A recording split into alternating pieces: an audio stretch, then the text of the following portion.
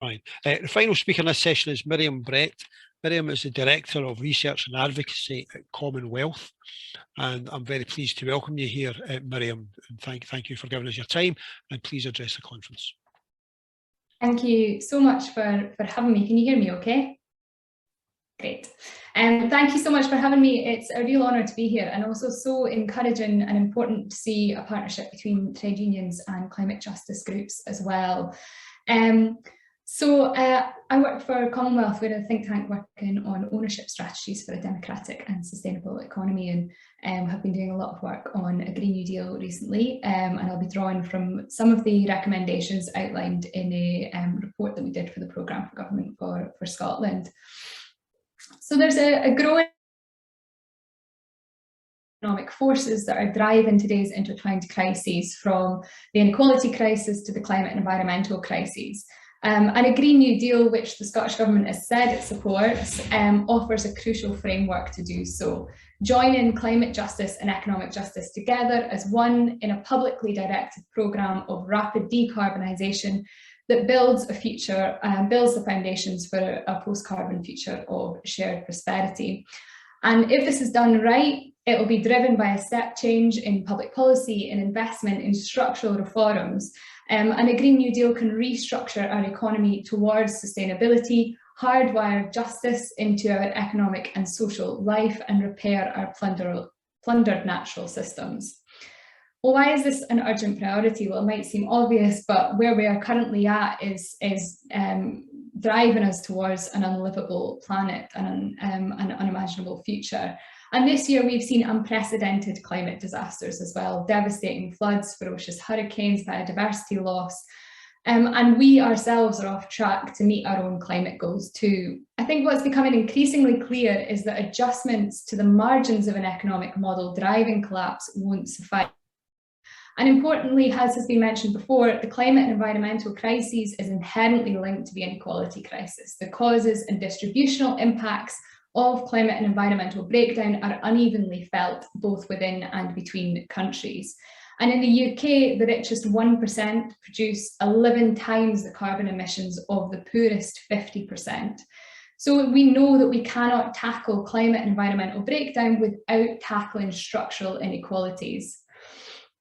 And wealthy countries like us have contributed to the majority of historic and current emissions. So there's an enhanced onus on us to rapidly decarbonise, to challenge power imbalances embedded in the economy, and to build a reparative agenda. And as the eyes of the world turn to us ahead of COP, there's an opportunity to demonstrate real leadership with deep transformation, scaling good, green, unionised, secure jobs and infrastructures and industries of the future.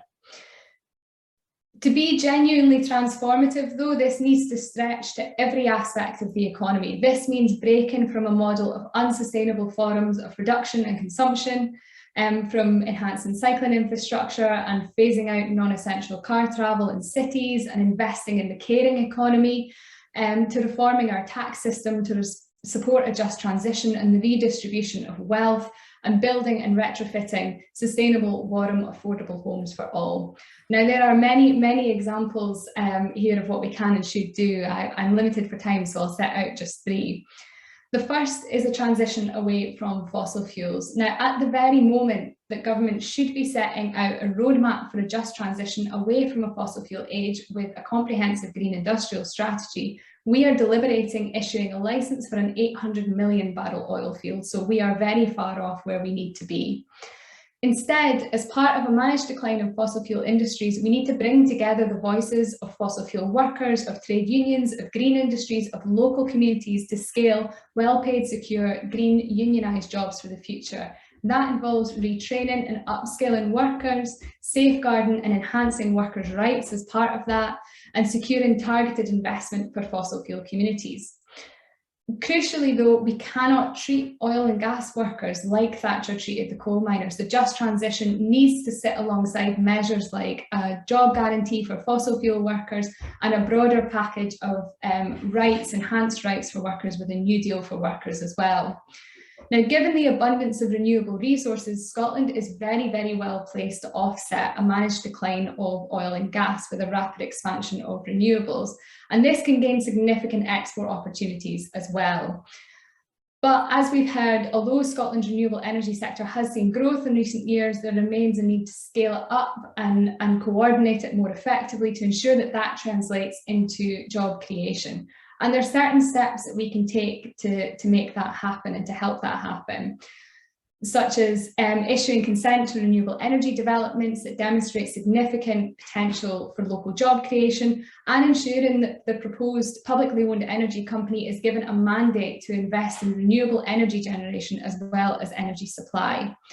Importantly, while the fossil fuel era has been dominated by concentrated ownership and extraction, a just transition presents an opportunity to reimagine our approach to energy, instead nurturing new infrastructures centred on democratic management, on sustainability and shared prosperity. The second area I want to speak about is that of public transport. Transport is a very high emitter in Scotland, and so a key priority needs to be to accelerate the decarbonisation of existing transport networks and invest in rollouts of low carbon affordable alternatives. What we have seen in recent decades is a really good example of the failure of privatised, deregulated models of transport. So while the real cost of taking the bus and coach have doubled since 1987 in the UK, the cost of driving a car has actually fallen. So the deregulated, privatised model of bus service operation is incompatible with an integrated, fair, reliable and affordable services that are required to meet the needs of communities in Scotland, particularly for low-income households and people in rural areas. In its place, we need to see a new era of municipal and public bus ownership to usher in a green, affordable and vibrant future for passengers and communities in Scotland. This should involve scaling up the rollout of low-carbon buses and making them free across Scotland, which would have the dual benefit of aiding our economic recovery just now as we rebuild our economy from COVID and reducing emissions. The last area I want to speak about is that of transforming land and housing.